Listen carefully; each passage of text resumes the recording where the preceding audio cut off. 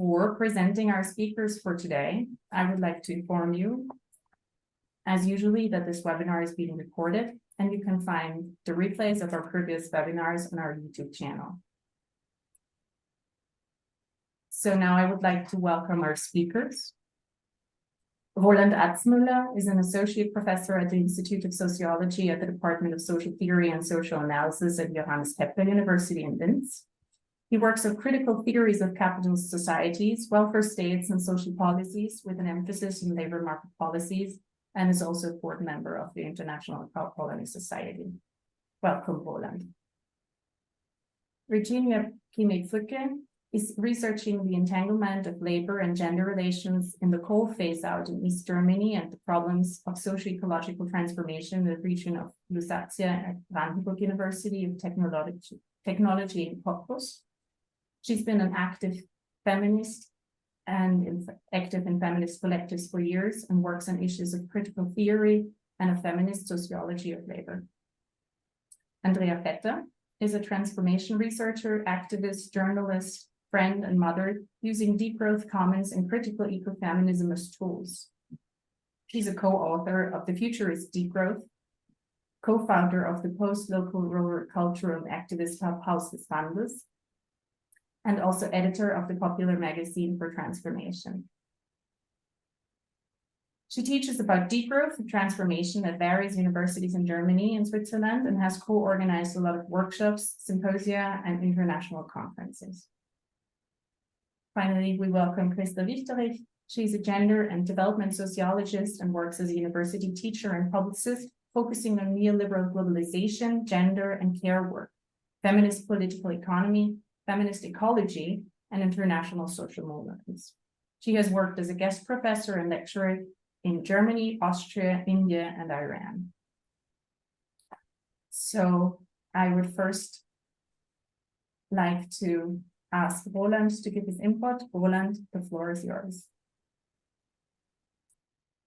Yeah, thank you for the introduction. I have to look where I can find my presentation at the moment. And in the one moment, maybe it will work like this. Because on Bildschirm freigeben it is not visible, so now it's visible. So you should start to see it now.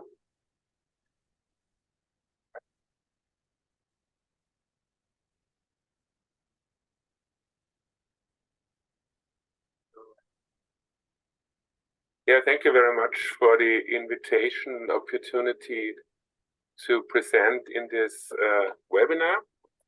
I decided,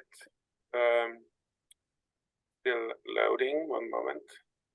I decided to raise some observations and to pose some questions with you that I came across when researching recent developments in relation to social policies. I'm not sure whether I will be able to cover both topics in the beginning, but I will try to.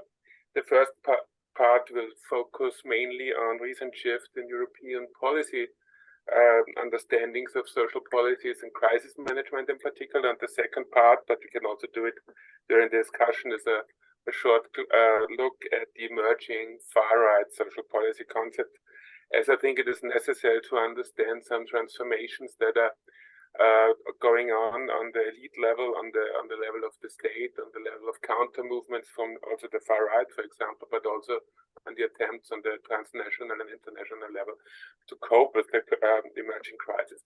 I will start with the context, which I think is important. So we had, if it comes to social policies, some 3 decades, at least 4 decades maybe, of neoliberal projects of government who used the transformation of social policies and welfare statism to adapt societies to changing economic environments, like globalization, whatever, and austerity-oriented reforms after 2008, so after the financial crisis, deepened and radicalized, in my opinion, this neoliberal transformation of social policies, in particular in many European societies. We have seen that in the European periphery. I don't have to go into details. I think one of the results could recently be seen in the German decision of the Constitutional Court in relation to the budgets. And this Euro crisis, in my opinion, led to an acceleration of these strategies and deepened multiple crises of the neoliberal mode of crisis management. What are the main traits of these changes within welfare systems and social policies? I think there's a polarization and fragmentation in the welfare systems of the social model in Europe, which has very varying configurations in different national states. So I would not like to go into detail too much about that because it's really detailed problems you can debate in relation to different countries, and there are many important case studies on that.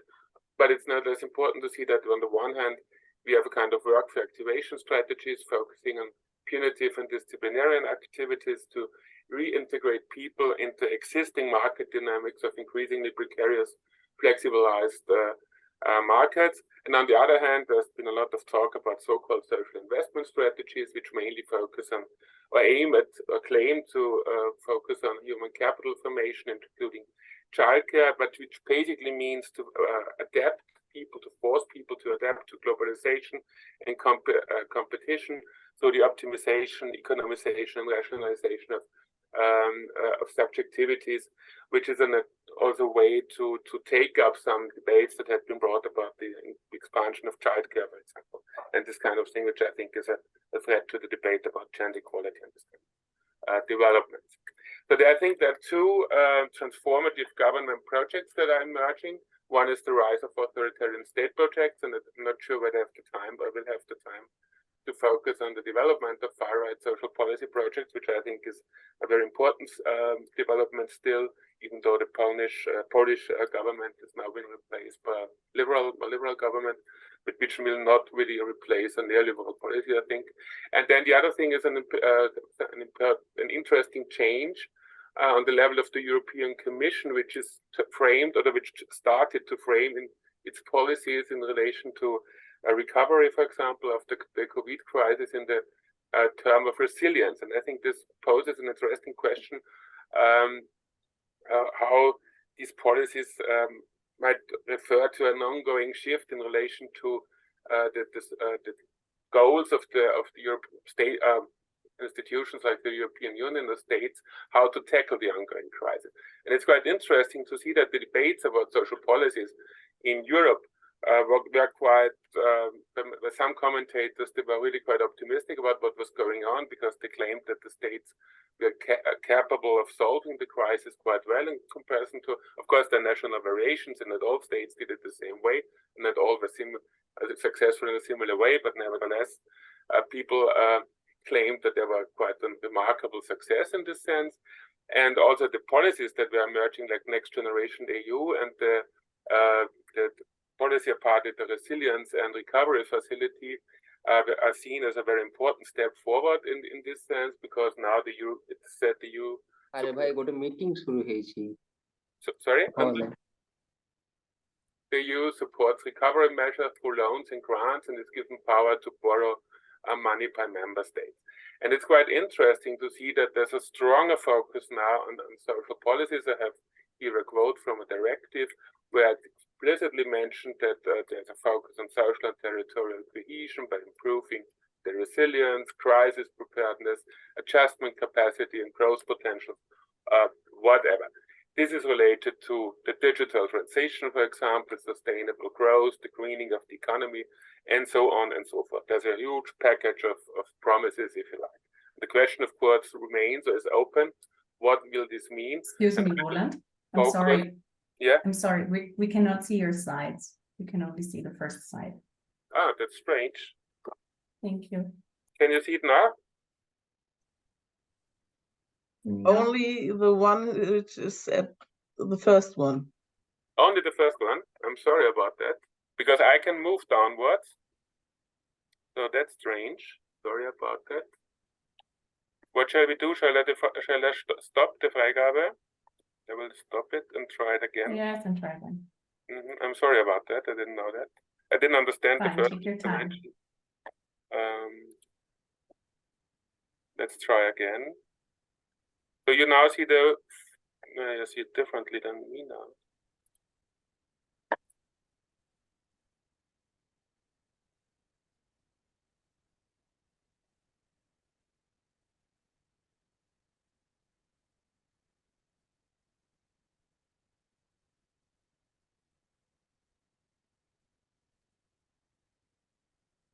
not so far about digitalization. Obviously, it's not working adequately. So again, I'm sorry about that.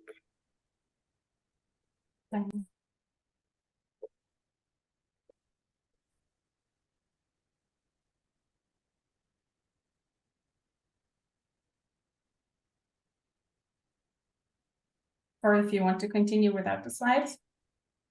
Yeah, I will try to, but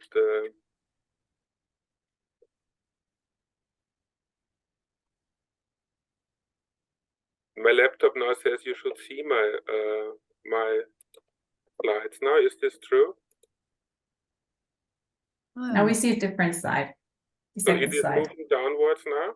Yeah. Yes. Leave it like this, even though it's not the Bildschirmpräsentation. I hope it will continue.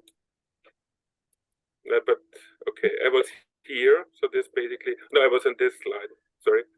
So I was giving a short insight into what was going on, what is debated on the European level about the significance of the social policy reaction to the COVID crisis and the changes in relation to the program of Next Generation EU and the Resilience and Recovery Facility, which is debated in the literature as measures as a significant change in European policy approach to economic and social policy, in particular because the Commission is given the opportunity to finance certain policies through loans and grants on a considerable level, and that this policy is very strongly mentioning things like economic and social and territorial cohesion, improving resilience, crisis preparedness, supporting women in the recovery from the crisis, the green transition, digitalization, etc., etc.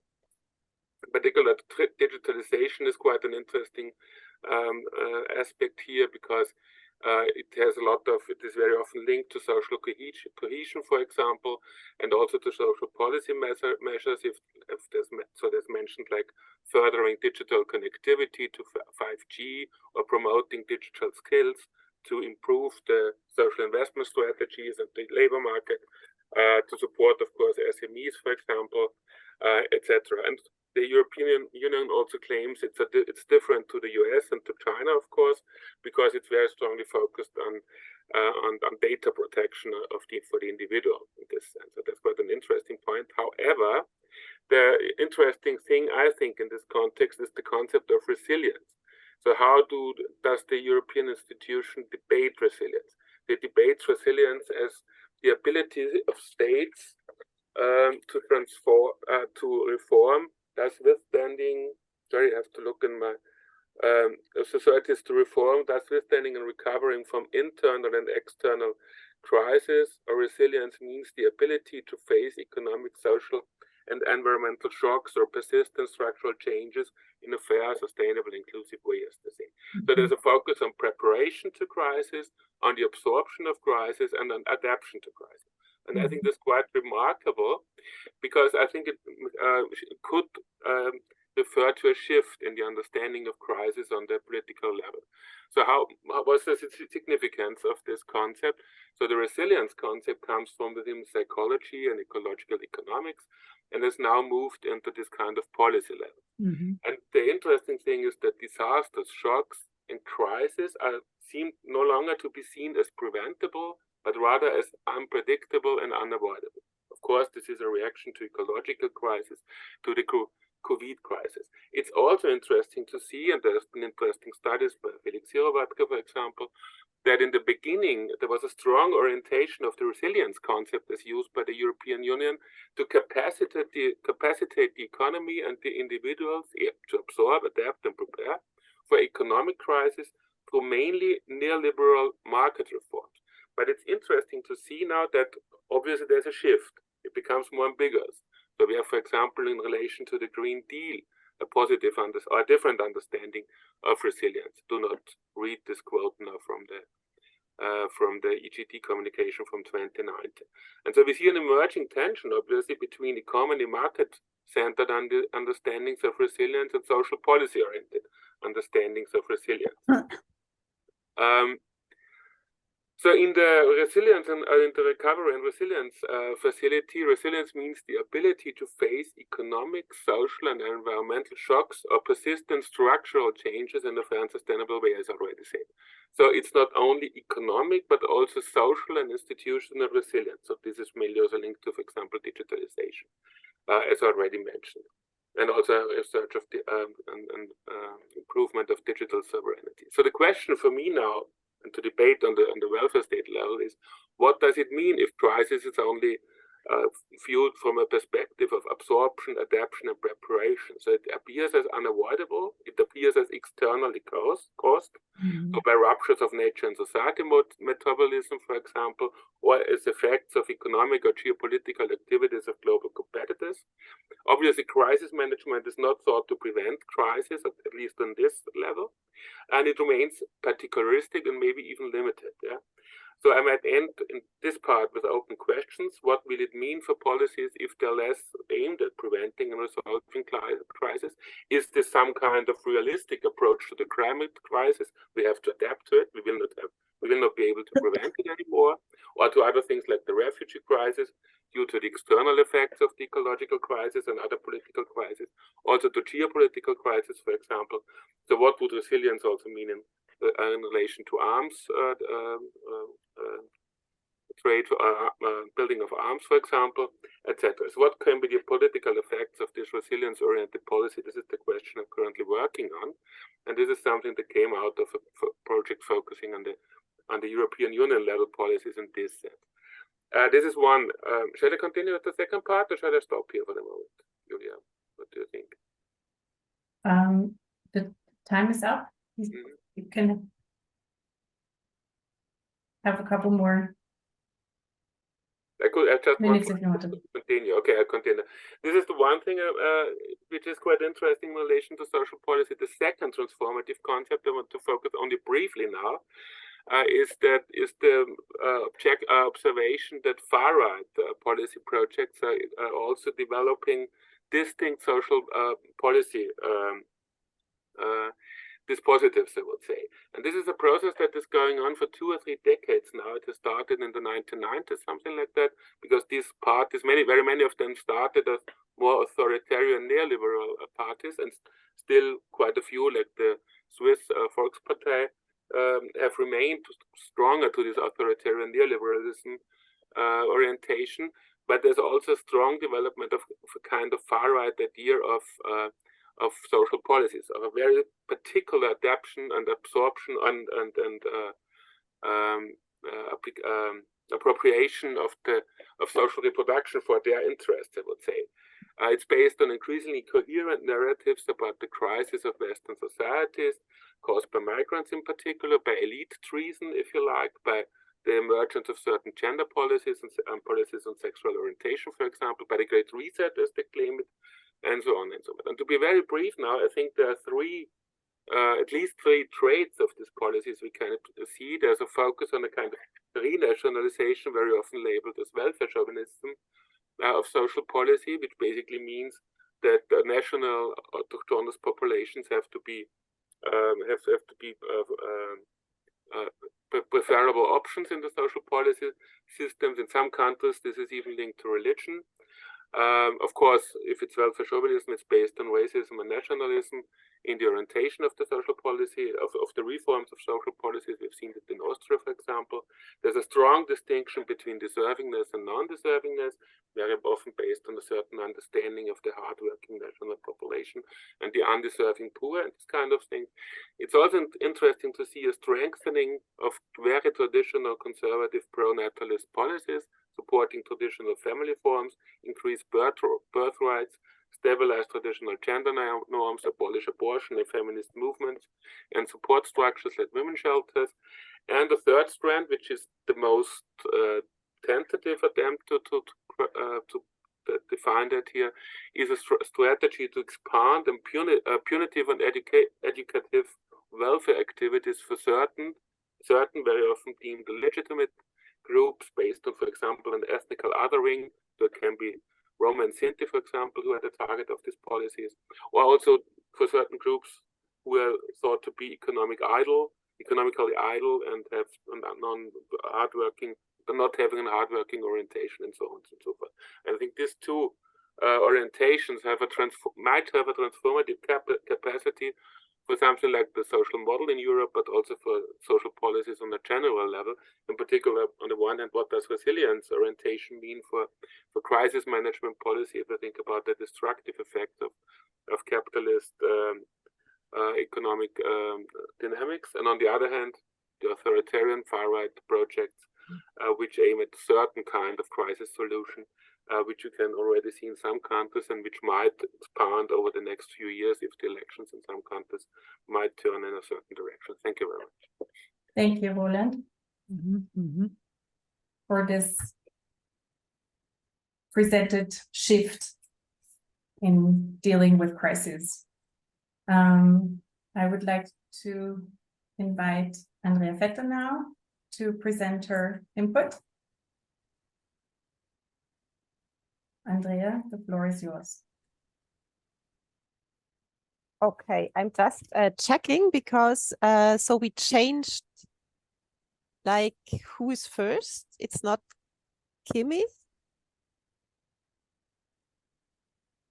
That was No, my before we said understanding. that you would go second, but as you wish. Okay, totally fine. I just thought that you would talk about Lausitz a lot, and then I would just.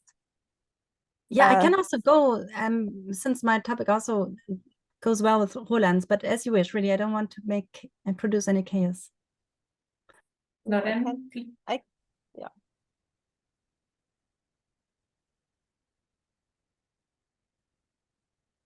Then if this is a good situation for you to chime in, then Kimi, I'm very sorry that we changed the trajectory here. Then you can start your presentation, please. Thank you.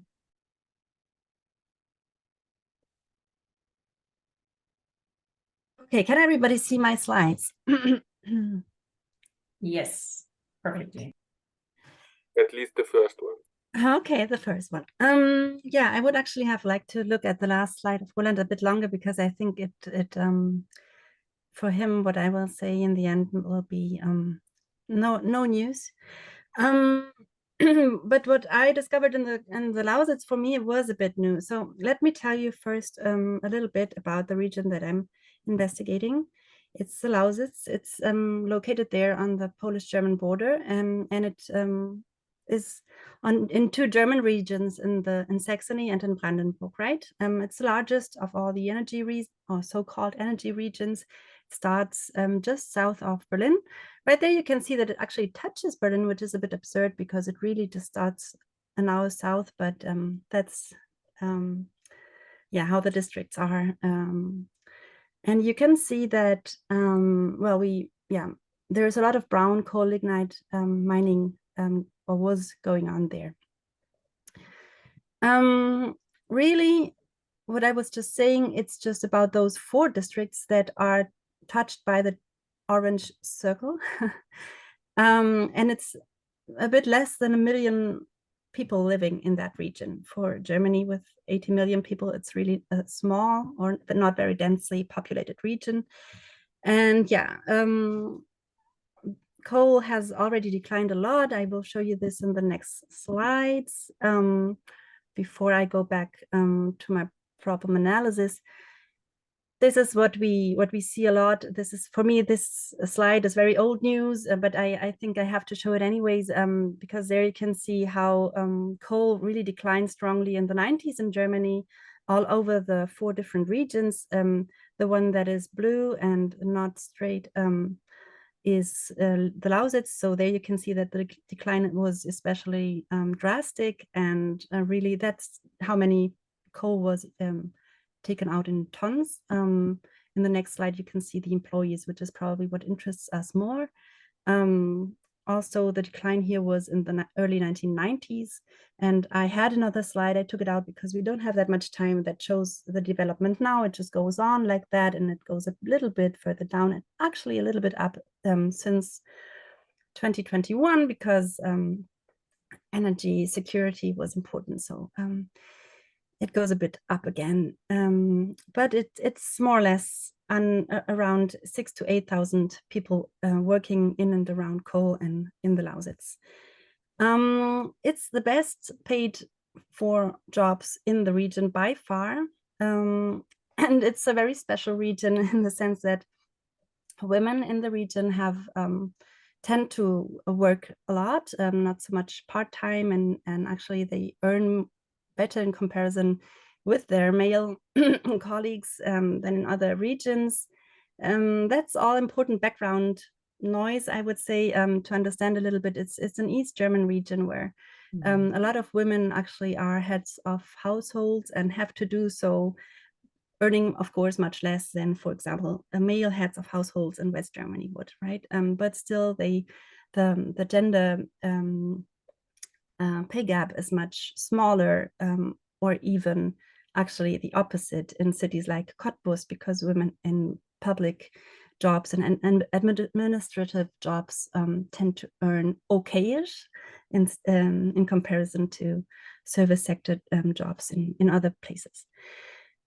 But yeah, I can talk a bit more about that later if you want to know more about that. But just to present the Lausitz to you, so it's the Lausitz is marked by its cultural background, the Sorbian Wendish region. It's an now it was just called newly an indigenous, or I think the only indigenous group to Germany, which has its own culture and language. And it's been an energy region since the 19th century. And it was always very rural until lignite mining started. And then it became a very strong industrialist, or rather extractivist region, with a huge influx of workers. There were cities like Hoyerswerda that were really started from 7,000 people and became like cities of 70,000 and so on. So lots of cities had that development in just a few decades. And there was this, what you just saw, the collapse of coal industry in the early 1990s. Since then, the far right has been really strong, or becoming stronger and stronger in the region. And the exit from coal was coined deindustrialization. It was said that, and I think there is actually some truth to that. We can also discuss that, Germany actually made its climate goals by getting out of coal, mostly in East Germany. So that is something that has a lot to do with the costs that people feel, or that's part of the discourse already. A part of the population feels was paid by the region, because lots of jobs were lost, and there was a lot of uncertainty, and there was a very limited opportunity to shape your own environment, your Nahwelt, your close environment. And people, there was this collapse of social infrastructure and services, that were of general interest. So all of that makes like a lot of tension in the region. Yeah. Let me now jump into the question of care. I think I will keep this very short, also because I think people that are in this session know what care work is about. But I wanted to bring a definition of paid care work, or of the care economy, so that we can talk about what mindset I had when I was looking at all of this data and all of these problems in the region. And the thing is that if you look at paid care work, that describes the paid activities of care in a service sector that is starts really with newborns and people giving birth, women giving birth, and the upbringing, education, and care of children and youngsters, but also family in general, people with and without disabilities. Like, care is such a huge concept, and everybody depends on care in a paid and in an unpaid way. And really, when we start thinking about that, it makes so much sense that care, should be such an important part of how policies are shaped, and how structural change in a region is brought about. But it's not always part of how policies are made. And yeah, this is maybe a better, shorter definition. Care economy as a sector of economy that is responsible for the provision of care and services that contribute to the nurturing and reproduction of current and future populations. Just to make sure that we all know that it's really a huge thing to take care of. And what really struck me when I was looking at the Lausitz was that this was something that actually is not looked at all when you look at how structural policies are shaping the region right now. There was this huge law, the Strukturförderungsgesetz, right, by the Commission of Coal in Germany, that is bringing billions to the region, 14 billions just to the Lausitz, where I just showed you that it's 1 million people living there. And all that they talk about is industrial jobs. And really, I can say that there's not one mentioning of women, not one mentioning of equality, of equal policies, of anything that has to do with that kind of aspect of care. And there's not much mentioning of social infrastructure or where it is. To show you this is a quote from this year by the party. Sorry. By the party the left, but you can find this by any political party really, except maybe for the Greens. I highlighted this, it's in German. This woman, Karen Ley, has had a question in Parliament about how the money in the Lausitz was spent now that the coal exit is happening finally. And she said that the money that was meant for making the structural change or shaping it should not go into education, primary schools, and so on, even though she sees that there's problems there, but would be really nonsense, mooks. And yeah, she really downplays the importance of giving money into anything that would not go directly into what could happen with coal and with the coal industry jobs. You can find any statements really by the CDU, the SPD, the AfD, of course. All of those parties, they all look at this structural change in the region as a problem of industrial change. And now I just wanted to, to show you that, maybe. Sorry, these slides are all, this slide is completely in German, but the problem is not just in the Lausitz, it's also, you can see similar thinking in Pittsburgh. You can see this in West Germany, where you can see like unions fighting for making RWE great again, actually. The thought that we found analyzing the discourse in the media and in this lawmaking, policy making, was that it's really downplaying the care economy and talking really badly about Pflege, especially care, as in taking care of elderly and sick and disabled people. So jobs in the service sector that are primarily female, and that are something that might actually be a future in the Lausitz, because they want to put huge hospitals there, put money into the medical, the medical and health sector, but also, as we just saw, the educational sector. So any kind of jobs that would be outside of strong industrially oriented jobs are talked badly about by most politicians in the region. And this is not just about how well the jobs are paid for, because then the discussion could be about making jobs, like getting better pay for service sector, right? Or making it a different discussion. But the discussion is coined really in this very dualistic way. So now let's analyze the problem.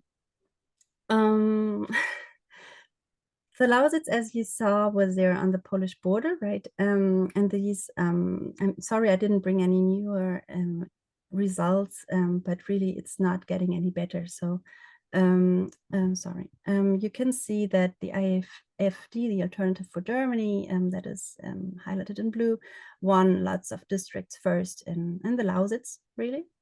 And then it got, in the European Parliament elections, it got more wins in all over East Germany. And now, well, now in many parts, we are looking at elections next year, and we're, as you know, we're just waiting for the first region to be completely won by the AfD. And what one colleague, I'm sorry, I don't know the name right now, said about East Germany, and I would say this is a difficult term to use, but it is one that maybe can make some things a bit clearer, is that it's some kind of angry white man phenomenon of East German imprint that can be found there.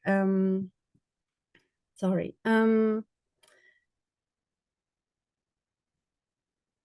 Okay, so now I want to wrap up. How much time do I have? You're over, but you can have a couple more Okay, minutes. I need 1 or 2 minutes just to wrap up. So what we see in the Lausitz is the problem analysis that I would like to offer, and it's really a bit too sharp maybe, but I hope that you can forgive that. It's that the return to capitalism in East Germany was, of course, we all know that now, under false promises of blooming landscapes, right? And this structural break that I showed you just in the numbers of coal jobs and industry was not dealt with publicly in a very well, in a good way for a long time. It's just starting now that it's openly discussed much more. And the loss actually of the region was not just in industrial jobs, what is talked about mostly, but in population, mostly young and female population. And especially the Lausitz also maintained a very strong regional identity, and East Germany in general had very strong family ties. So there was this tension there, and there was a loss also of services and of the care economy and the care and the welfare politics of welfare, social politics, social policy in the region, social infrastructure, sorry, Daseinsvorsorge, I would say in German. And there was, of course, this whole thing of disillusionment, but also racism. I think we have to call that out, and a resistance to change that is not just there for the past, but also for the future. And what struck me most is that what you can see here on the right side is that the problem that the Lausitz has is the declining in population, right? So young people are missing, and this is how many people will be lacking in the next years as in the employed population. The problem is not the industrial jobs. The problem is a lack of social infrastructure and care, a care sector that is really weak, and a lack in population. So we would criticize the structural transformation policy in the Lausitz and the way it's looked at as strongly industrialist or strongly extractivist, and that there is only a part of society that actually looks at the region that way, but that all others are driven to adapt this orientation, so that almost all political parties look at the region in the way that only the coal industry would matter, instead of talking about how the costs that this region had to pay were externalized costs of industrial society, and that they have to be made visible, of course, instead of talking about that and how they are re-internalized maybe by today's coal exit, and talking about the social fractures, problems are referred to ideologies and racism, and really in a poor manner. So what we would argue is that the future of Lusatia or Lausitz is much more dependent on the care economy and on the feminist reshaping of the region than on the retention of industrial jobs. Yeah, thank you. Thank you for this new insight that underlines what we have figured out in or also discussed in the series. That the left is not taking up those concerns about that the financial economy is actually calling the left to take up, and that the putting coal workers into one corner is not resulting in a socially stable environment and a flourishing economy. Now I would like to ask Andrea Vetter to give her input. Andrea, the floor is yours. Yeah, thank you so much. I think it makes perfectly sense in this order. Thank you so much, Kimi, for giving all these insights, because I will talk about a region that is just a bit north of what you talked about. Can you see my screen?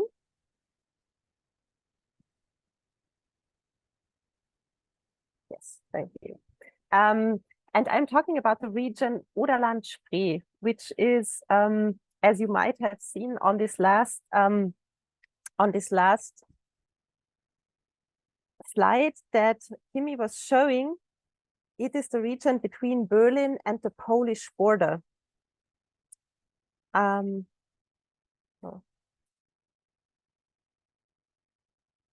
here we see a kind of similar and also a bit different development that has to do with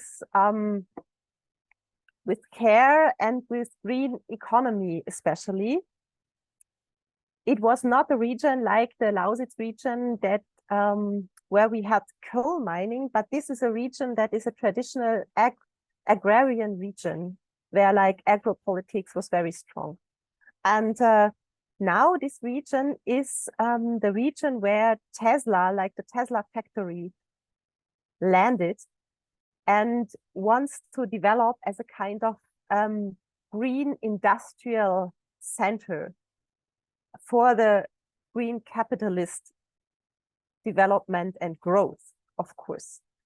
And in what I will talking about in the next 9.5 minutes, I will come back to this central question of this session about the contradictions, as we already heard before in the two very interesting presentations in these transformations from a very practical point of view. So what you can see here on this picture is the village where I co-founded a socio-cultural center called Haus des Wandels.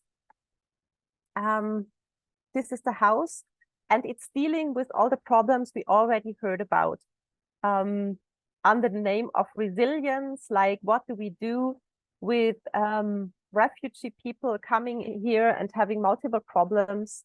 We're kind of a social center caring for new inhabitants of the village, for the elderly and the youth and younger people, and we're doing a lot of artwork as well.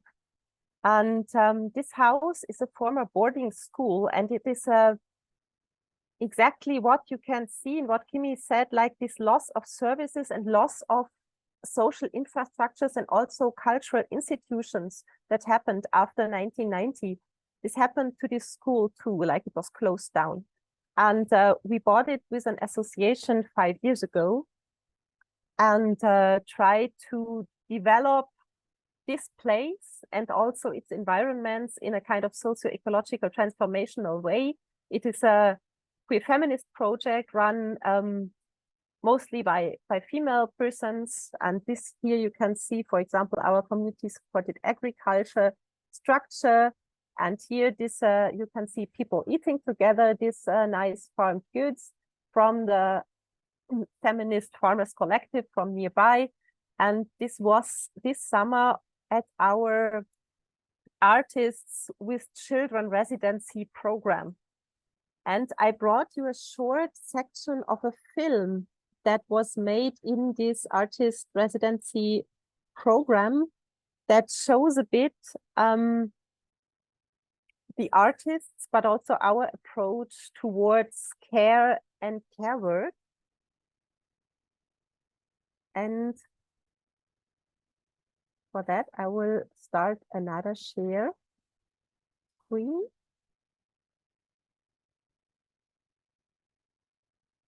So here you can see our website, and going down the website, there starts this film.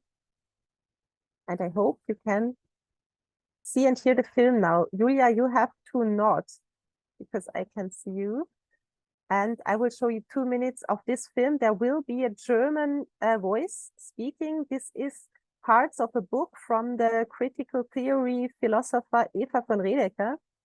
I will shortly translate after it's gone. And she cites in her book Gustav Landauer, which is an anarchist thinker from 100 years ago.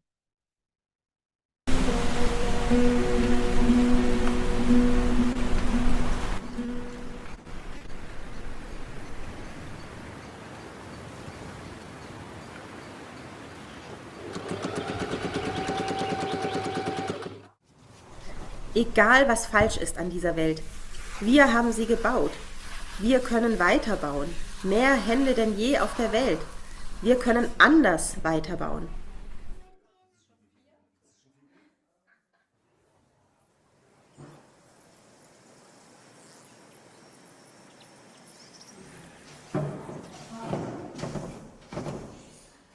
Wir künden euch, ihr Arbeiter, den aktiven Generalstreik. Wofür wollt ihr denn kämpfen und euch umbringen lassen? Für die Herrschaft irgendwelcher Führer, die dann wohl wissen werden, was sie wollen, was sie tun? Wie sie eure Arbeit und die Verteilung der Güter, die ihr braucht, anordnen? Wäre es nicht besser, das alles wüsstet und tätet ihr selber? Die Aktion des arbeitenden Menschen heißt Arbeit. Im aktiven Generalstreik sind die Arbeiter so weit, dass sie die Kapitalisten aushungern, weil sie nicht mehr für den Kapitalisten arbeiten, sondern für die eigenen Bedürfnisse. Ihr Kapitalisten, ihr habt Geld, ihr habt Papiere, ihr habt Maschinen, die leer stehen. Esst sie auf, tauscht sie untereinander, verkauft sie euch gegenseitig, macht, was ihr wollt. Oder arbeitet. Arbeitet wie wir. Denn Arbeit könnt ihr von uns nicht mehr bekommen. Die brauchen wir für uns selbst.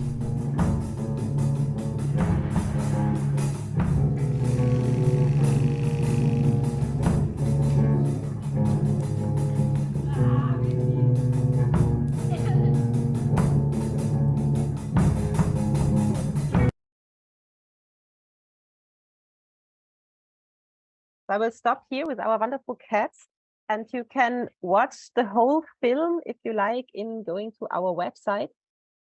But of course, this project is not the only one that is trying to bring impulses into that region, but there is also other things going on.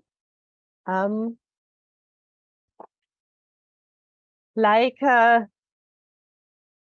the regional management Oderland Spree, which is very new. It came up 1 year ago, and it was installed to help other industrial investors to use the so-called Tesla effect and to promote the whole region as an industrial region. So in contrast to what we and a lot of other local actors who are aiming at a kind of commons-oriented, substance-oriented, feminist-oriented, care work-oriented transformation of the region are trying to do.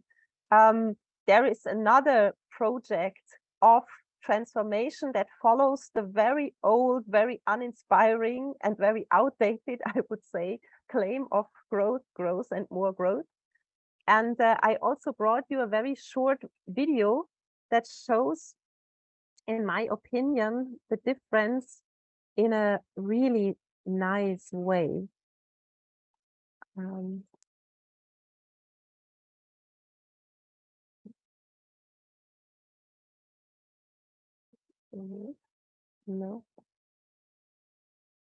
Let's see.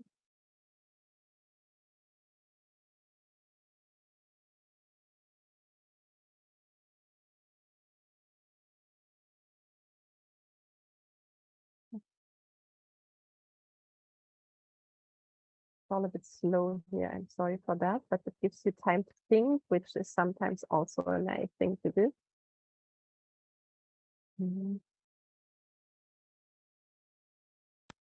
So this is the website of this regional development plan, Oderland Spree, and they have this very nice, very short clip. I hope you can hear and see.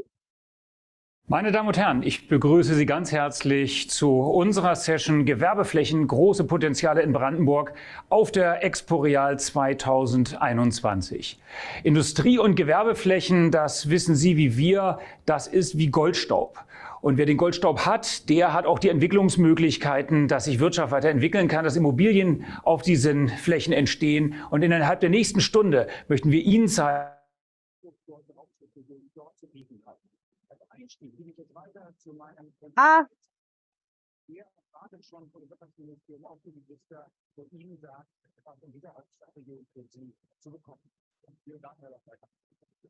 Oh, I wanted to stop earlier, but it didn't let me.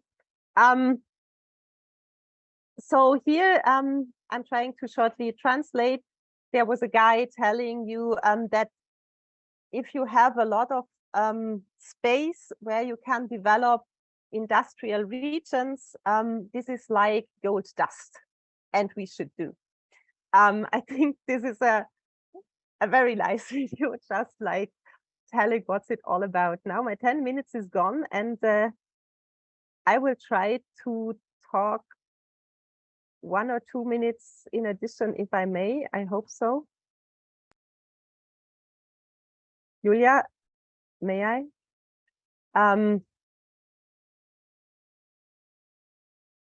So what happens to our region for helping all this industry that should come? Of course, we need a lot of energy, and this is where comes the idea in to build a lot of windmills, of course, and of solar plants on the agricultural fields, which is currently one of the most contested fields of development in this whole region.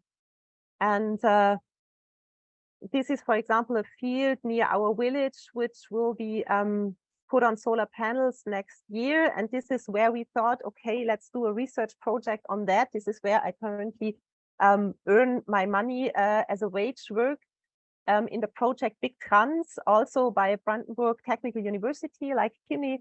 And we're trying to find out what people think and how people could benefit from this kind of green energy transition. Of course, this is not this kind of energy transition like we did with an energy cooperative in the village.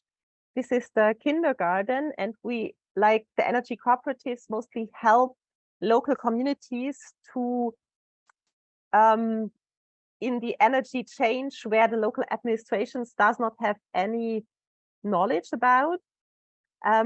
But as I said, this is a degrowth comic that will be out in some months, and I'm very excited to be at the same page like Greta Thunberg. And as you can see, I say from the degrowth perspective, the social ecological transformation means not only the democratization of the economy and a radical redistribution of resources, but also a profound restructuring of the material technical basis of society as called for by the critique of industrialism and technology. And I say much more, but you can read this at other places.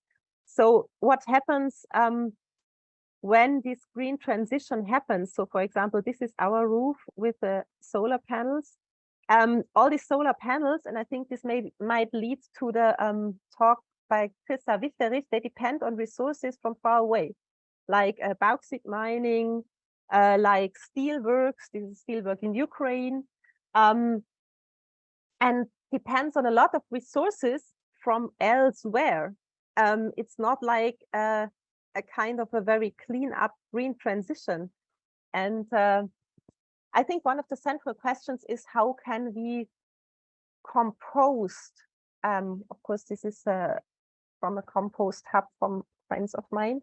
How can we compost in the same way these old ideas of economic growth and this old imperial mode of living together with imperial technology to make place for something new, which nobody knows what it would be, but it would be something careful. And I think for that, we need kind of new tools. And this is why I do this funny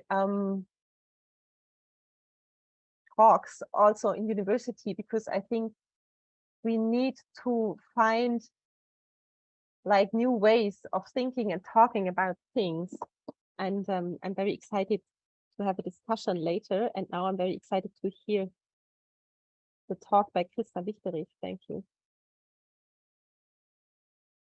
Thank you, Andrea, for this picture perfect illustration of a double movement. And Christa, the floor is yours. Thank you very much. Thank you to Andrea as well for preparing somehow the ground for my presentation.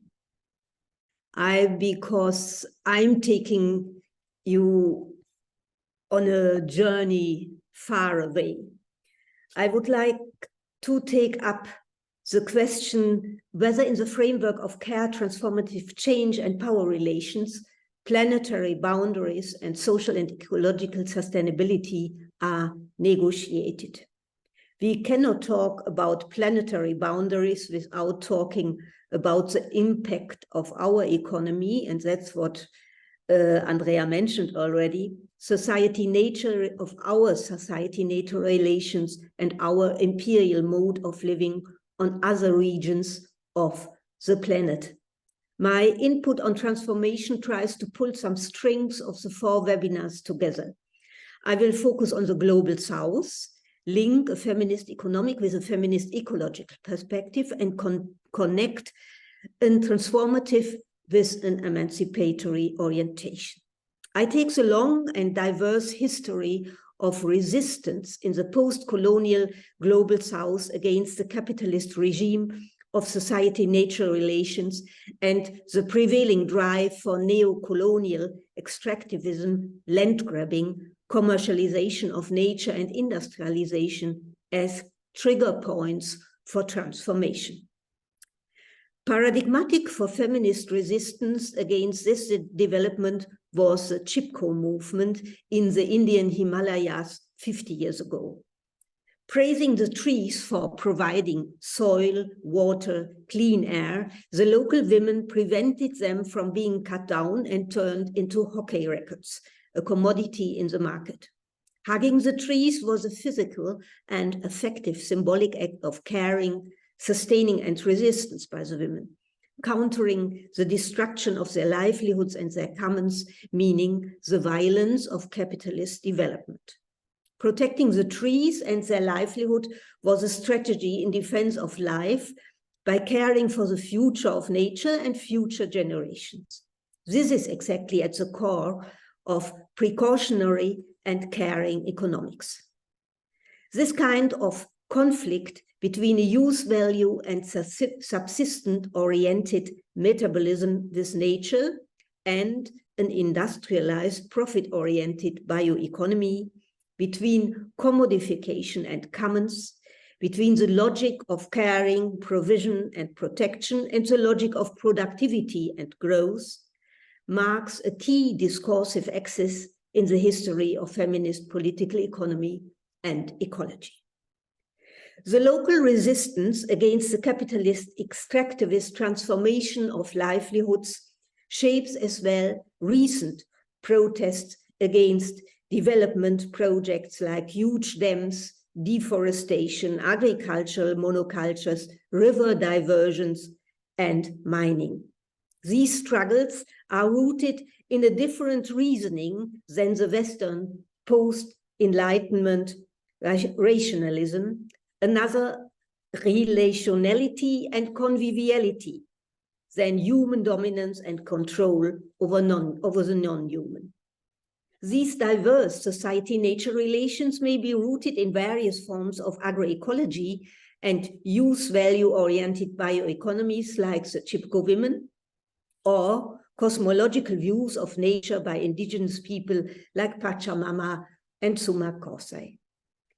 The commonality of these diverse approaches is that they refer to material and immaterial, for example, cultural commons, which are threatened by the neocolonial extractivist modernization. The core of the resistance is to withhold and withdraw livelihoods, human and non-human resources from the capitalist productivist logic. Women, an NGO against corporate mining, which spread from South Africa to other African regions, claims a democratic right to say no, challenging the continued enclosure and dispossession of resources and commons. The self-empowering right to say no enables people to delink from the imperative of growth and consumerism and stick to self-controlled modes of agroecology and livelihoods.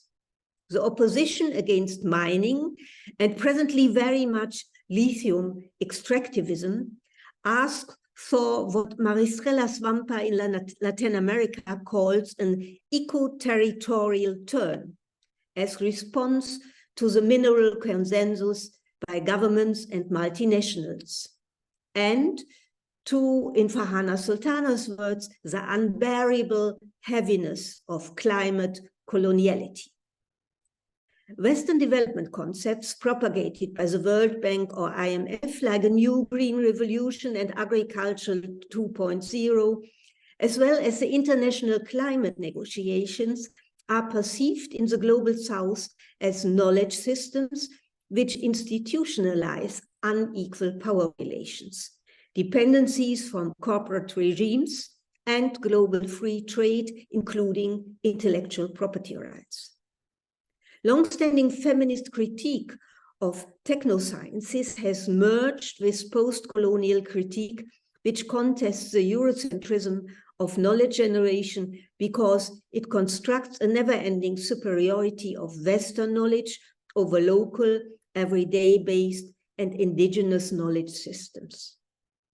Drawing from Sandra Harding's and Donna Haraway's deconstruction of supposed neutrality and objectivity of sciences, post-colonial critique unpacks hidden assumptions and past dependency of Western knowledge systems.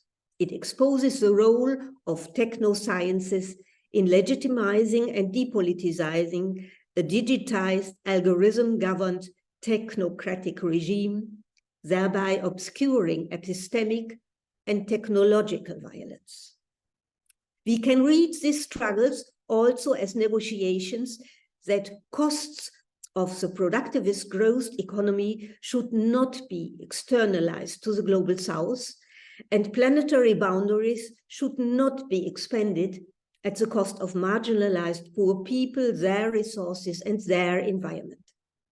Therefore, at the same time, these are struggles about social boundaries because they defend their livelihoods, their mode of production and reproduction. Against the extractivist capitalism, the protests reclaim sovereignty, land, seed, energy, and livelihood sovereignty as a common. One of the counter-narratives is an agroecology based on democratically managed access to common land and resources, or a caring city with remunicipalization of the social infrastructure and democratic issue-based committees, for example, local housing, energy, or care councils. In this concept, the so-called iceberg model is turned upside down, so that care and reproductive work, unpaid and solidarity work, as much as nature's generative potentials, and reproductive circles come to the surface and are acknowledged. And this brings me to another aspect of these struggles, in particular in Latin America, the defense of bodily boundaries. Paradigmatic is the popular feminism of La Via Campesina, which claims land rights, resists genetic manipulation of plants and seeds, toxic agrochemicals, and links it to anti-patriarchal resistance and emancipatory goals. The compañeras claim their body as their territory and ask, how can we resist the violence against our land and accept the beatings of our husbands? This corresponds with Latin American feminist theorists who link in an ecofeminist way the war against the territory of bodies, in particular femicides, to the war against nature. Territory is considered as a living organism as much as the human body is. Lorena Cabral asked for the reappropriation of women's bodies as their first territory, meaning the resistance against patriarchal violence is a struggle about social and bodily boundaries which get violated. Reclaiming control over both common territories and the body is a key strategy to gain a sovereignty with transformative and emancipatory potential. We can ask ourselves whether the approaches in the Global South are a kind of earth care, a notion coined by Val Plumwood and Ariel Saleh from Australia. However, indigenous people don't call it caring for the earth, but it is living on and with the earth, working on and with the earth as a society-nature relationship of conviviality and reciprocity of human and non-human organisms in defense of livelihoods and life. Humans consider themselves part of nature. This corresponds very much with the booming discourse, even in Western countries, on the rights of nature. The right to say no evokes commoning in order to set up self-governed, decentralized structures of decision-making, governance, and distribution, which are informed by a rationale of caring, attentiveness, and precaution. It is not about an economy of independence, but interdependence. Common goods require a needs and rights-oriented social infrastructure and a communalization of care work. They link in it more and more from the capitalist and neoliberal logic of profit-making. And for this, we can join hands with the foundational economy collective, which presented itself at the very beginning of this webinar series. Thank you very much. Thank you very much for this input and really enriching the debate here. I would like to give you a couple of minutes for everybody of the speakers who wants to react to one of the inputs given or add on.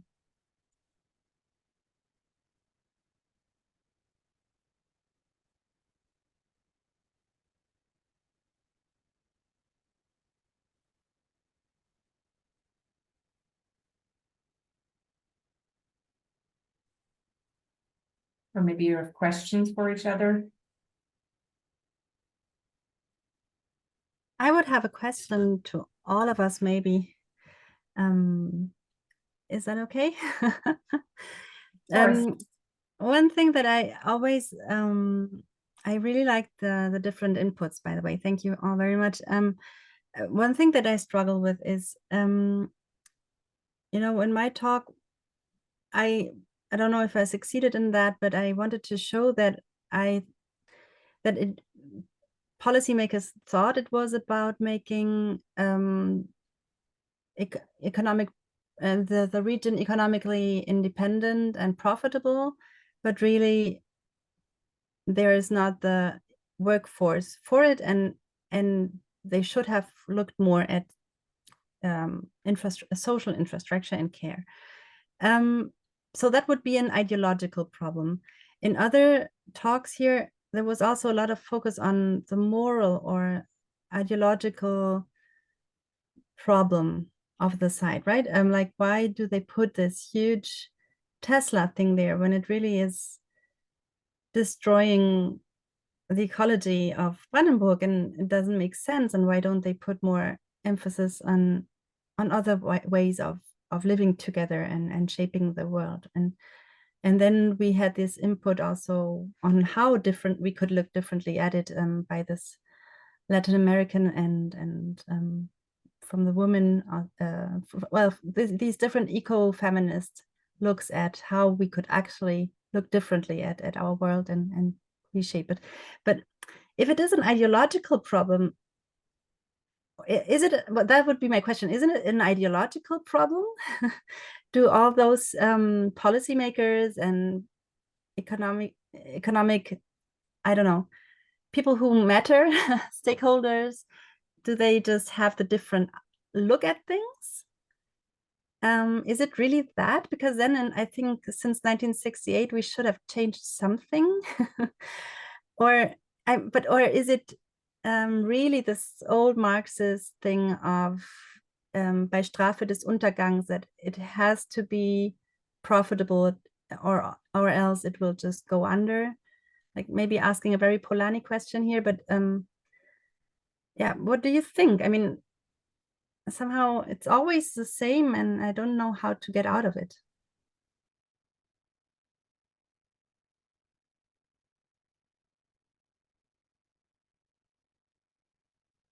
Thank you. Is someone feeling compelled to share their thoughts in this very important question? Where's the motivation? What is the reason?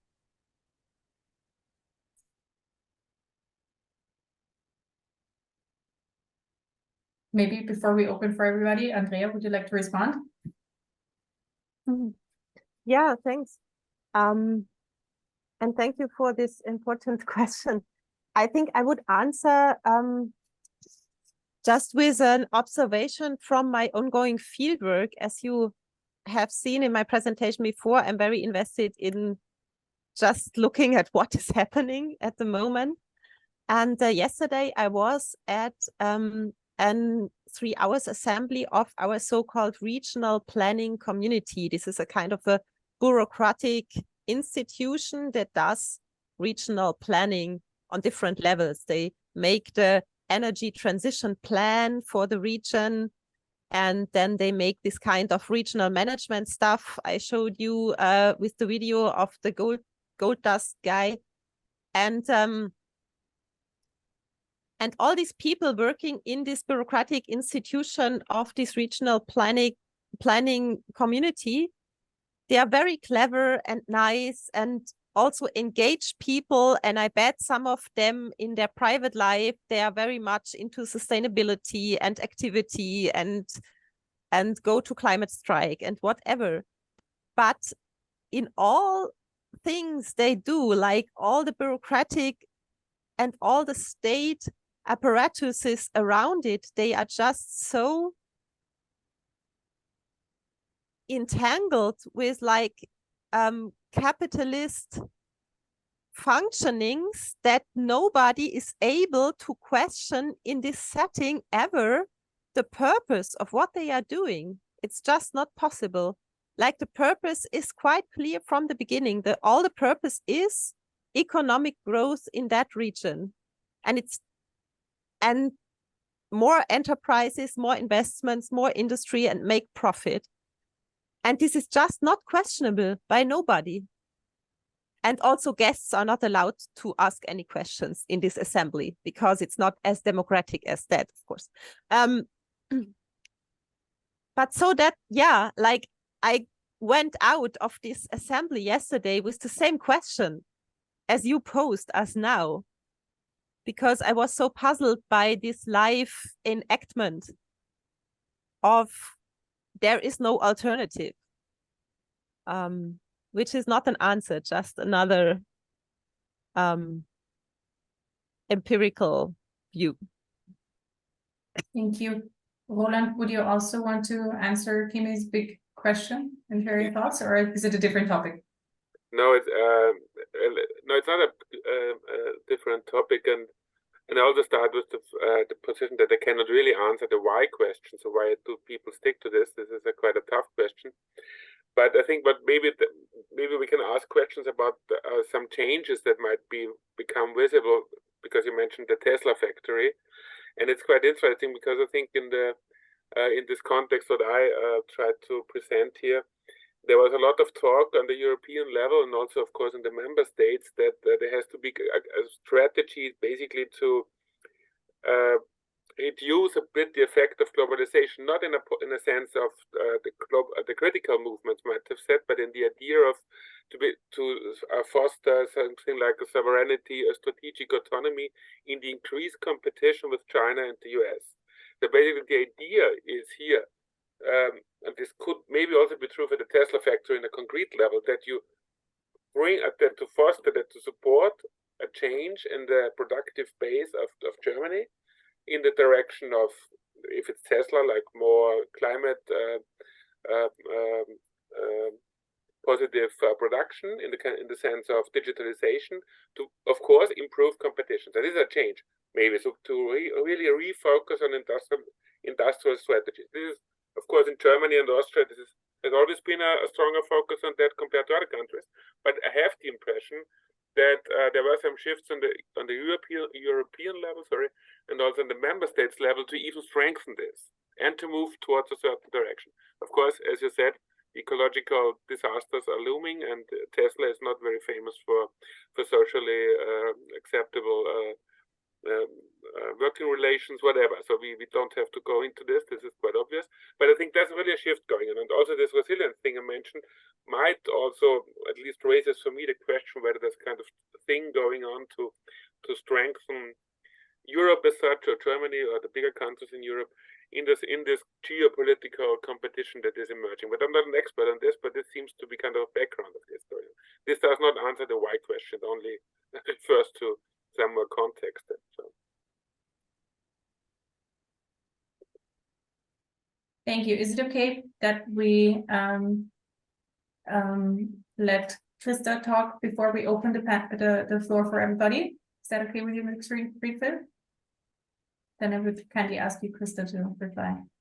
Yes, I'm really happy that we opened up in the end this very this depressive picture. We opened it up for alternatives and resistance, because what Roland was stressing in the beginning is that the narratives which are prevailing and which are very hegemonic, this productivist,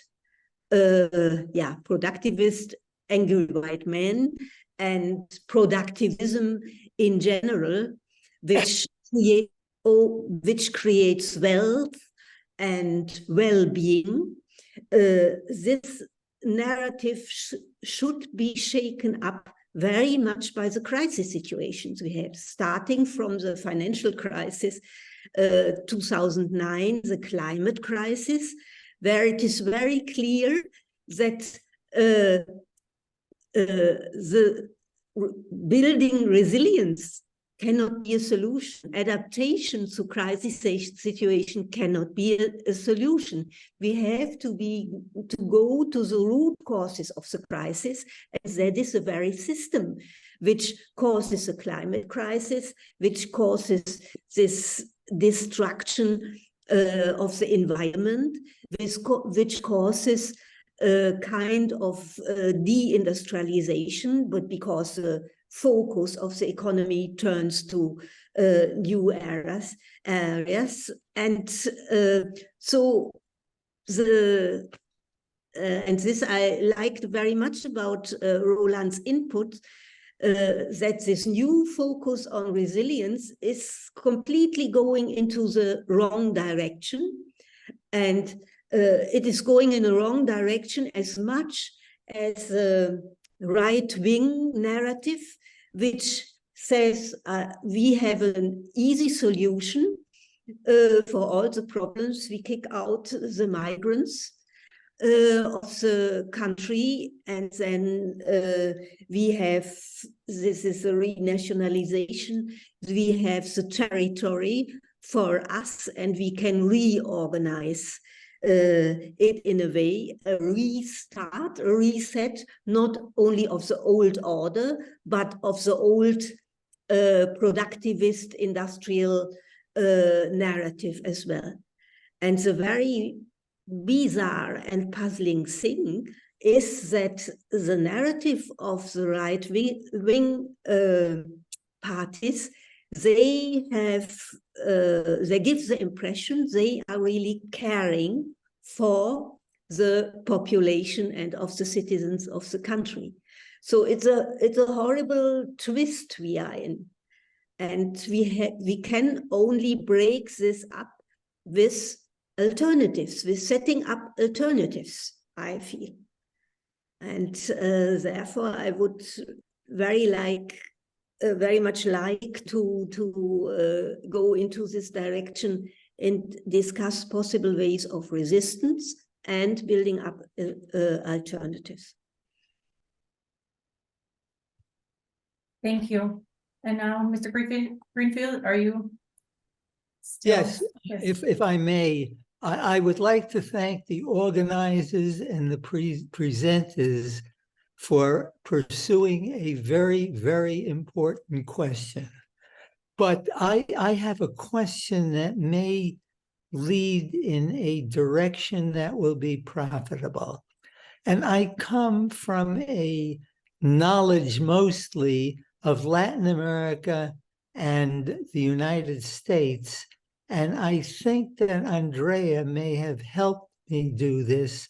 And my question is, do policymakers in Europe also turn primarily to economists to help them direct policy? And the economists come from a very traditional form of economics. And the issue, I think, that I remember Karl Polanyi directing us to is to look at question economics and look to alternative forms of economics and essentially challenge policymakers for using outdated forms of economics that may at one point have given us economic growth, but have given us more problems that came with it that we're talking about, and trying to pick up pieces of individuals trying to be resilient and trying to respond to it.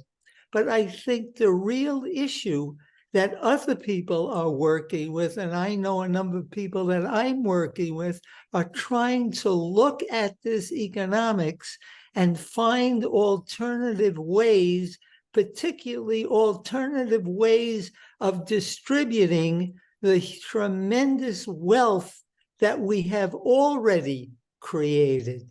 So this is just a direction I hope that you can pick up on.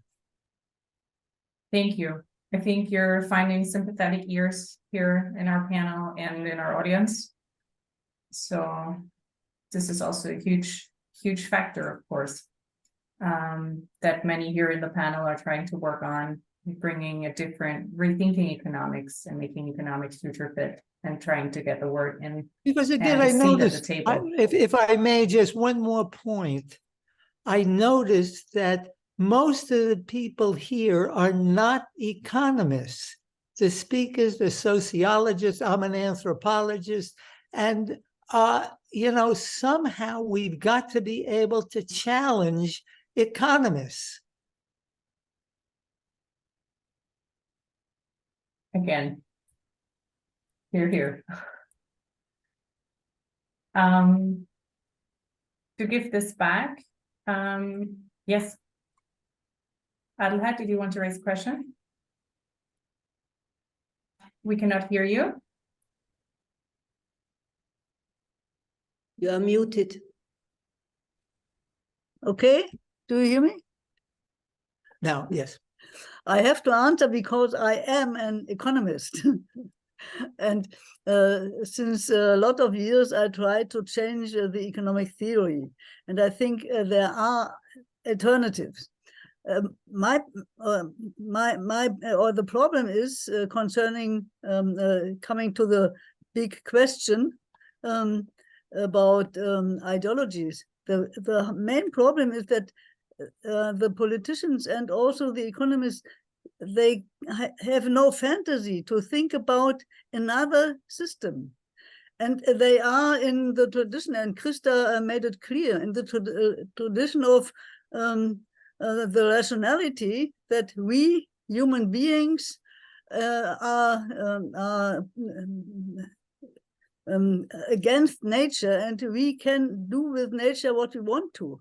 But the other, for example, the women Christa spoke about, they have another picture of the relationship of society and nature.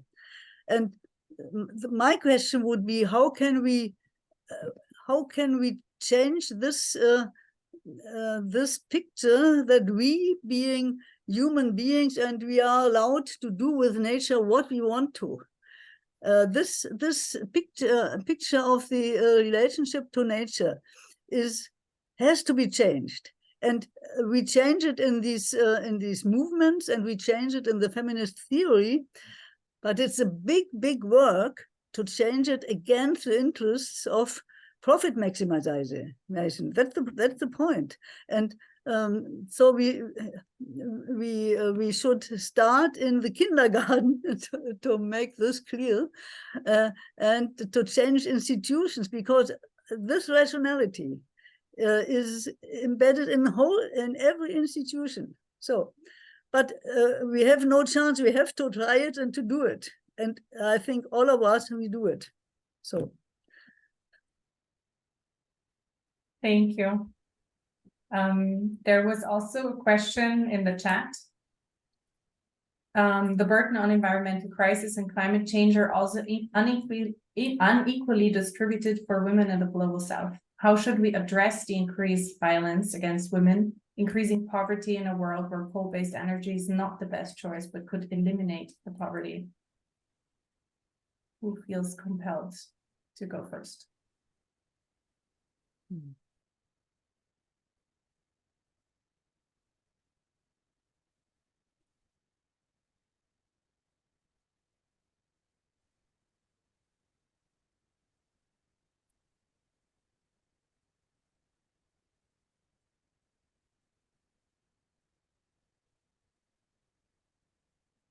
Well, it's a big question. It's a question about how to use the voice and how to reach people is imminent. Christa? Yeah, I try to give this example of the compañeras of Via Campesina, who have a very complex experience of violence. And I used in my input violence in many dimensions. I used it for development. I used it, of course, for the capitalist economy, extractivism, and of course, for patriarchal relations in society. And it's true that women in these societies attacked by very many forms of violence. And policies, of course, can try to intervene and set up rules and regulations in society. But I think the actual struggle against the different forms of violence have to be taken up by the people themselves. And that's why why I gave the examples from Latin America. There are so many protests against, for example, the femicides and against the violence against nature. The different forms I described in terms of development project, in terms of really changing nature so that resources can be extracted and nature can be used for the aims of the economy.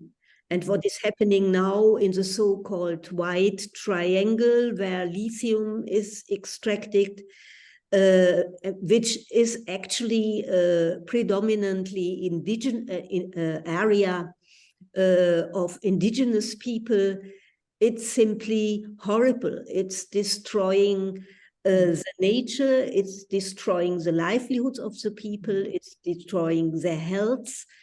And yeah, they are organizing and really resisting. So I think it's always our duty to influence policies and to make people here aware.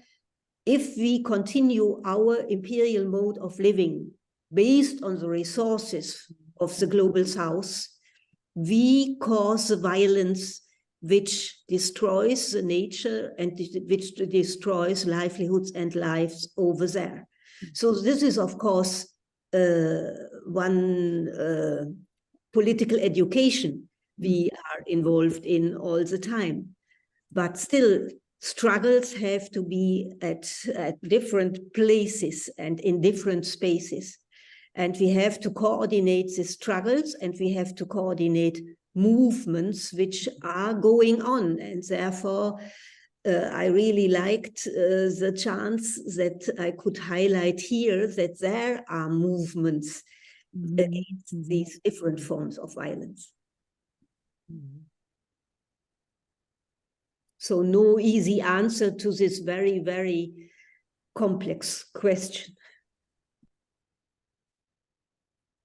Maybe, I mean, it is not really answering this question by Yassi or Tasida, but I think if I understand the final part of your question correctly, you point to the fact that coal-based energy could be a factor of reducing poverty in the global south, which is possible. I think I'm not an expert on this, and I would also say that this must not be the biggest worry, because I think just 2 days ago Oxfam issued this analysis of who is really polluting and emissioning the CO2 gas on the most on the strongest level, and certainly not those people who are in the poverty, who are poor, but obviously it's the richest 1%. So if there would be a change in the consumption of the richest 1%, and if you change power production there and in the global north, this would have a far bigger effect before we can ask whether in a village where you have no other option at the moment than to have heating or energy via coal or wood or whatever. I think that's not the main question. Of course, you can then answer the question and just refer to that. Maybe there could be programs to build up other strategies, but certainly not this kind of, what is Wasserstoff in English? This H. Sorry, I have not the word at the moment for this. But there's the idea to create green energy through producing the water gas, basically. So I think this is not the main problem. The coal-based energy in the global south, I think. Yes, thank you. This question of energy poverty and the provisioning systems for energy, as our previous visiting Professor Julia Steinberger has also mentioned in her talk, those affected by poverty, where it's not about whether you are provided coal or not, where it's about moving up from certain other elements, not even firewood, that the standards of living are increasing extremely by providing different sources of energy, but that the issue and the provision of coal burning is not the same context in the global south as it is in Europe. So that this is a different perspective and a different level and a different alleviation of poverty and energy poverty and a different leverage effect of what you provide in order to increase livelihood immensely.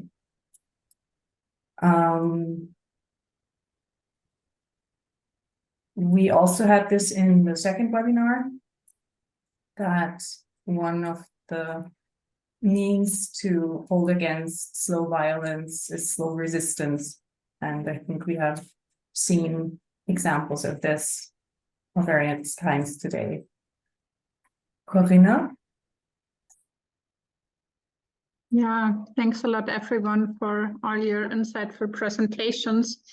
I'm still stuck a bit with some things that Kime raised about the Strukturwandel Gesetz, and that all they talk about when they talk about moving away from lignite mining is basically other industrial jobs, like, for example, wind energy or something, but not shifting resources, for example, to the care sector. And I was wondering, so I really locate those problems that you said, and so that we always talk about where to shift money away from and not really where to shift money to. And if we talk about it, or if it is talked about in mainstream politics, what's like, say, it's usually like the same sector, and it's a lack of imagination in a way of not shifting it to the care sector. And I was wondering, maybe from all speakers, like what, because the whole topic of this webinar series was really care and decent care within planetary boundaries. So how can we make it, how can we in a way tackle so that there is not really talked about, for example, shifting more resources to care. Also, we know from care research, we know from also movements that Christa Wichterich has raised. So we know also the alternatives, but it doesn't really translate to the question of where resources flow. Do you have any ideas of what you would see as maybe a point of entry for those discussions of shifting resources more to the care sector rather than yet other industrial jobs? Mm-hmm.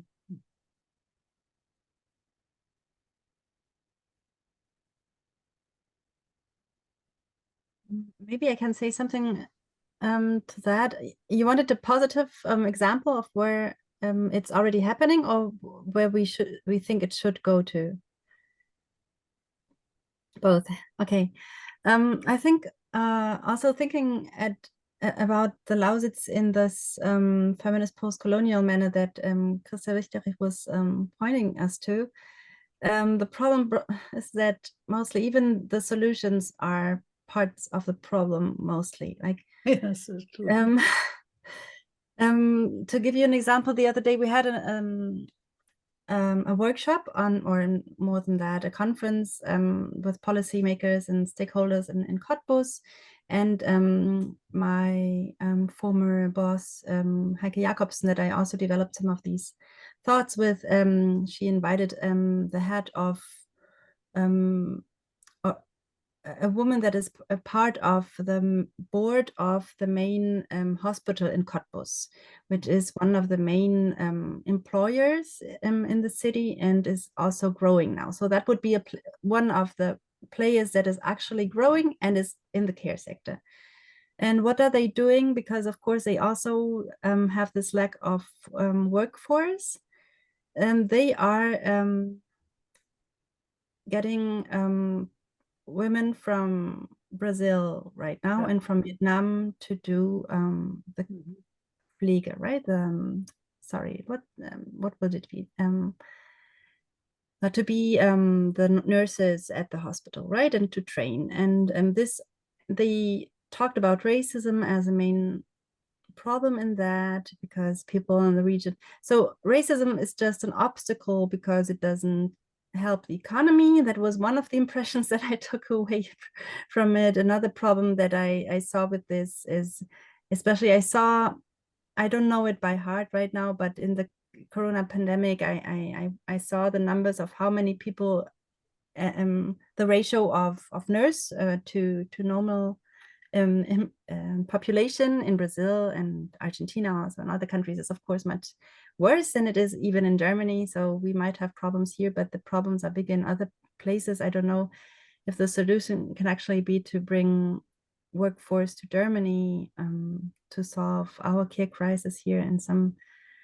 So I really don't have so many answers. I'm sorry, it's not a very positive outlook, but even blowing up or shifting money to the care sector, if we don't change the way we live in a much more structural way. And I don't want to say this as a moralist, because I don't think that this will actually change anything, me saying this right now here in this podium. But if we don't change it structurally, then it won't help the thing either. Then there's other things like tourism. They are putting money into blowing up like the hugest lake in Germany. They want to make the hugest artificial lake in Germany, and water's already scarce in the region. Yeah, so that wouldn't be the care sector, but it would be some kind of service sector. Yeah, maybe things that we saw little associations in the region that want to have a better future in the region, that they want the money to go to, would actually be more something like yeah, having different kinds of having a social infrastructure for free in the region, so that, for example, people could travel for free by train, that they would have better, smaller schools, and stop cutting jobs at the university I work, which is the other big employer in the region. They are still cutting jobs there. Like maybe putting more money into this kind of infrastructure that people would actually enjoy living in the region. And maybe also elderly care, finding innovative ways of living together in different generations, ways that Andrea Vetter and others are probably already living. Like things like that would really be small solutions, but I think that might be the only solutions that I can see. Thank you. I think we still have time for the 2 questions. Krista?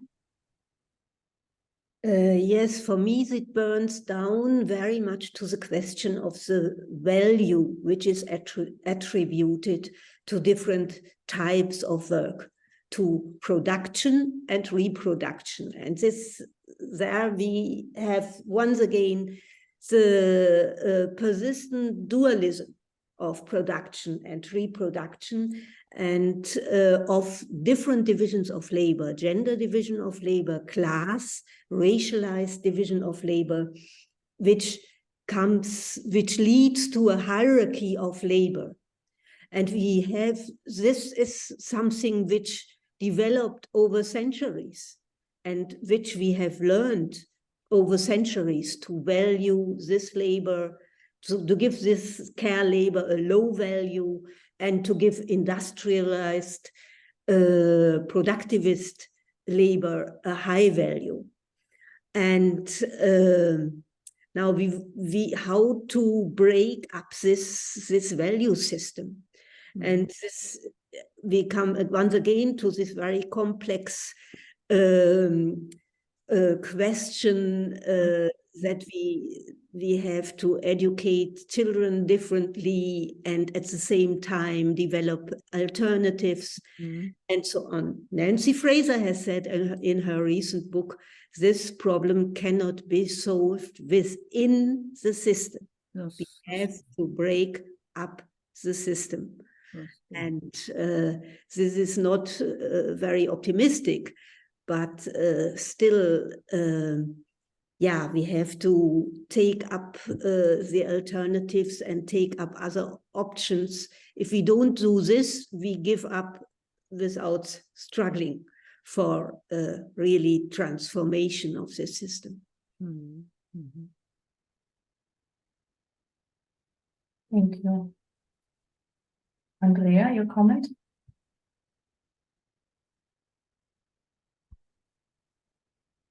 You're still muted. Oh, I'm sorry. Now it's good, right?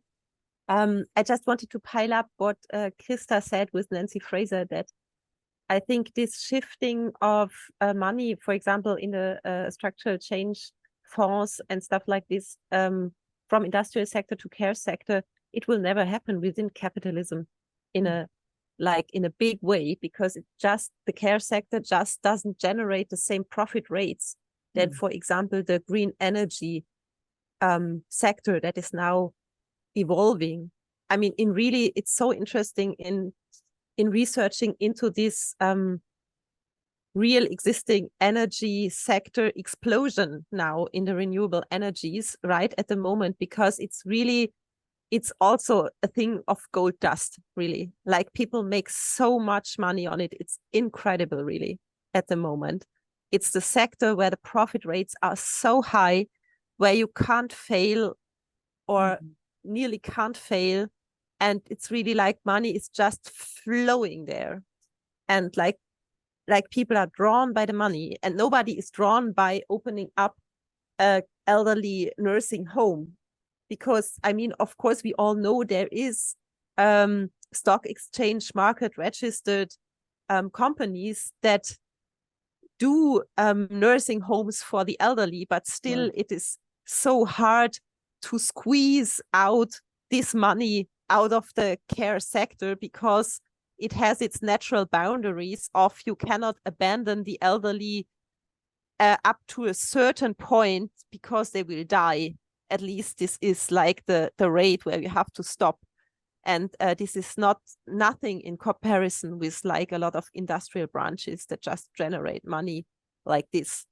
And I think this is just not solvable within capitalism. Still, of course, it makes total sense to fight every struggle at every single issue for every hospital and every, like, for the betterment of the caring structures in every region.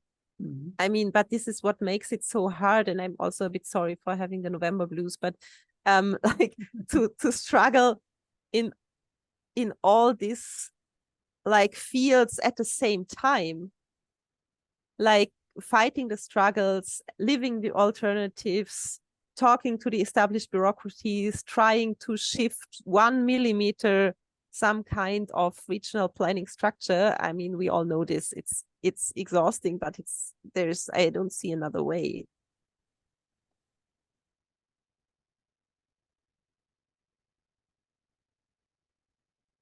This is just a personal point of view, but I always think it's good to see how many people are working in the great cause, and that everybody's moving the needle a bit forward, and to see who is dealing with this and putting their energy and their care into what they are working on is great to see, which is why I love these webinars.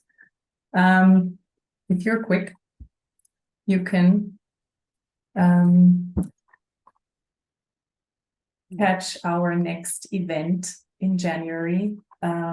We have a new visiting professor, sociologist Lane Canworthy, who will come to Vienna in January and have a public lecture on January 11th. We will make this recording available next week. I thank you all for being part of this discussion, for being part of this webinar series, which we hope to continue next year. Thank you all for the work that you do, for the thought you put into words and research. And we hope to continue to read from you, stay in contact, and keep working on this in a slower or more accelerated resistance, revolution, and trying to put the economy in its place, because we're the ones who are making this. So we might break out of it together and give a little bit of hope for this November blues.